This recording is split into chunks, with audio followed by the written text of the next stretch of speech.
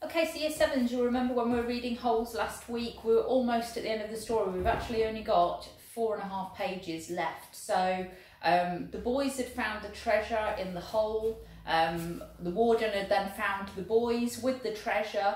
Then we'd had this lady who, Miss Marengo, turn up, who turns out to be Stanley's lawyer. Stanley and Zero have been released from Camp Green Lake because there was no record of Zero having any need to be there. Stanley's been released because he's been found not guilty of stealing sneakers, and so both of them are now travelling with Miss Marengo back towards Stanley's home. They've got the treasure with them because, if you remember, the case that it was in had Stanley's name written on it, which Zero had managed to read and spell out. So the last 4.5 pages of the story are actually called Filling in the Holes. So it's sort of filling in all the blanks from the story and finding out what happens at the end. So let's have a read through. Stanley's mother insists that there was never a curse. She even doubts whether Stanley's great-great-grandfather really stole a pig. The reader might find it interesting, however, that Stanley's father invented a cure for foot odour the day after the great-great-grandson of Elya Yelnats carried the great-great-great-grandson of Madame Zeroni up a mountain. The Attorney General closed Camp Green Lake. Miss Walker, who was in desperate need of money, had to sell the land which had been in her family for generations. It was bought by a national organisation dedicated to the well-being of young girls. In a few years, Camp Green Lake will become a Girl Scout camp. This is pretty much the end of the story. The reader probably has some questions, but unfortunately, from here on in, the answers tend to be long and tedious. While Mrs. Bell, Stanley's former maths teacher, might want to know the percent change in Stanley's weight, the reader probably cares more about the change in Stanley's character and self-confidence. But these changes are subtle and hard to measure. There is no simple answer. Even the contents of the suitcase turned out to be somewhat tedious. Stanley's father pried it open in his workshop, and at first everyone gasped at the sparkling jewels. Stanley thought he and Hector had become millionaires, but the jewels were of poor quality, worth no more than $20,000. Underneath the jewels were a stack of papers that had once belonged to the first Stanley Yelnats. These consisted of stock certificates, deeds of trust and promissory notes. They were hard to read and even more difficult to understand.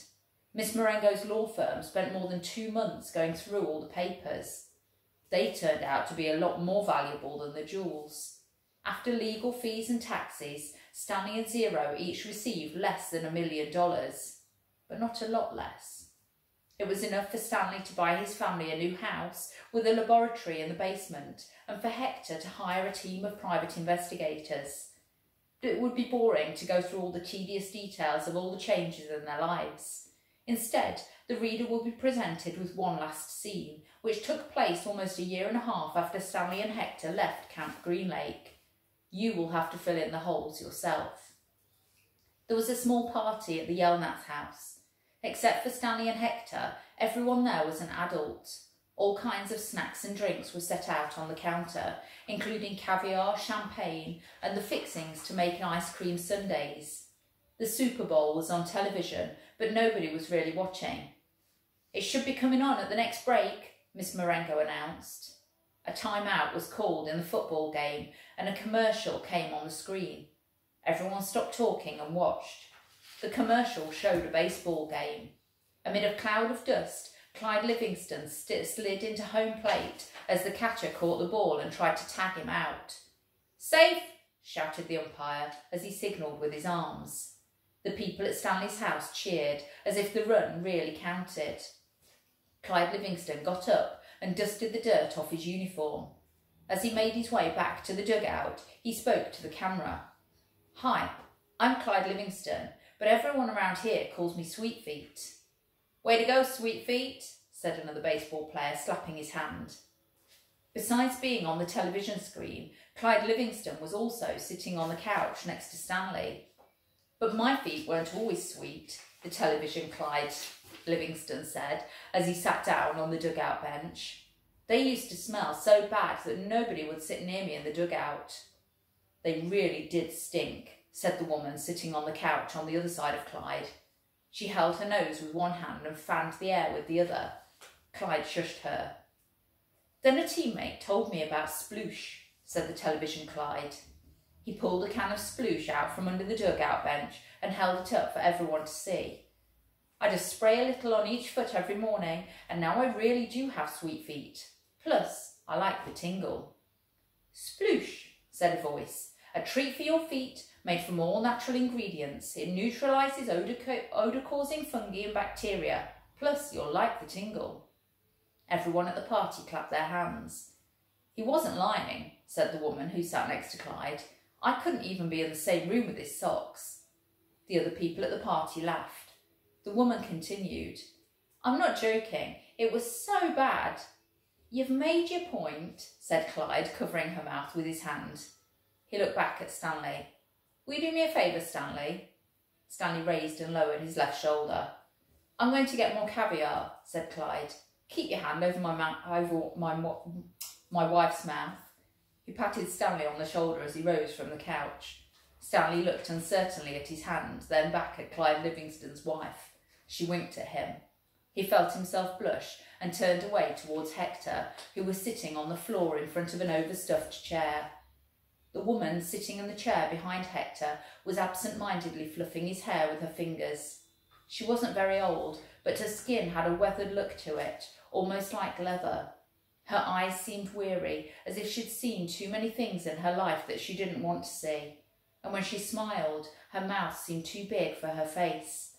Very softly, she half sang, half hummed a song that her grandmother used to sing to her when she was a little girl. If only, the moon speaks no reply, reflecting the sun and all that has gone by. Be strong, my weary wolf, turn around boldly, fly high, my baby bird, my angel, my only. Okay, so hopefully you've worked out that that lady sitting behind Hector was his mum. It said that he'd had enough money to hire a private investigator, so he's obviously tracked down his mum. They've been reunited. Where have you heard the name sploosh before? That's what the foot odour spray has been called. We've heard that before. That was what Zero had called the peach juice, or the mushed up peaches that he'd found under the boat. So there's all these links all coming together, and that's what they're on about with filling in the holes, okay? So hopefully you've enjoyed that. If you get a chance to watch the film, I've had a look. It's not on Netflix at the moment. But if you do get a chance to watch the film, it's a really, really good film. You'll enjoy it. We would have watched it in class, so that'll be something that you'll have to see if you can try and do for yourselves. We are going to carry on this lesson. We're just doing a few activities based on the book. So we're going to have a look at those right now. Okay, so Year 7s, you'll be familiar with this. We've seen the takeaway activities before. So based on what we've read of holes, both when we were in school and since we've been in lockdown, we're going to have a look at the different activities that we can do. So the shorter, easier activities we've got on the starters here. So based on holes, tweet and sour, so write a tweet no more than 140 characters explaining the plot of the novel. Remember the characters, when it mentions about characters, 140 characters, it doesn't mean 140 words, it means 140 letters or bits of punctuation mark or gaps. So that needs to be really, really short, explaining the plot of the novel. Can you do that in 140 characters? Word ton soup. Choosing 3 key words from the novel and writing their definitions. So that might be quite an interesting one to do, picking out some words that you've learned from the novel. Mixed water cycle platter, converting a section from prose to play script, including stage directions. Now, to do that one, you would either need a copy of the book, or if you go online, you can probably find a section of the book. If you just Google it, then you'd be able to have a go at turning that into a play script. Mini spring rules, create an A4 poster illustrating the characters, events and themes of the novel. So that would be quite a nice one to do. Obviously you're familiar with the characters, lots of events that have happened. Themes, well, we've got things like bullying, certainly at the beginning of the story. And actually we could mention that the warden And certainly Mr. Sir, not so much maybe Mr. Penlansky, but the warden and Mr. Sir are quite bullying in their ways, aren't they? We've got about destiny, about curses, all manner of things you could put in there for the themes of the novel. Speech cocktail, choose an extract from Holes and summarise it in your own words. You teach 2, designing a revision task for the class to complete on Holes. If we now look at the main course activities, so slightly more detailed activities here. So spicy song source, write a song or poem inspired by Holes. That would be quite a nice thing to do, and you've certainly got plenty of time to be getting on with these activities. Fuyung Facebook, create a Facebook profile of a character from Holes. You could do that for Instagram or Snapchat as well. It's entirely up to you. Assorted quiz questions. Create a 10-question quiz for your classmates based on Holes. You could even then maybe do a quiz over WhatsApp or FaceTime or something like that and test one of your friends if they've been listening to the story as well. See how much they've remembered. That'd be quite nice to do. Cross-curricular curry. Choose a topic from another subject and think how you can link it to the themes in Holes.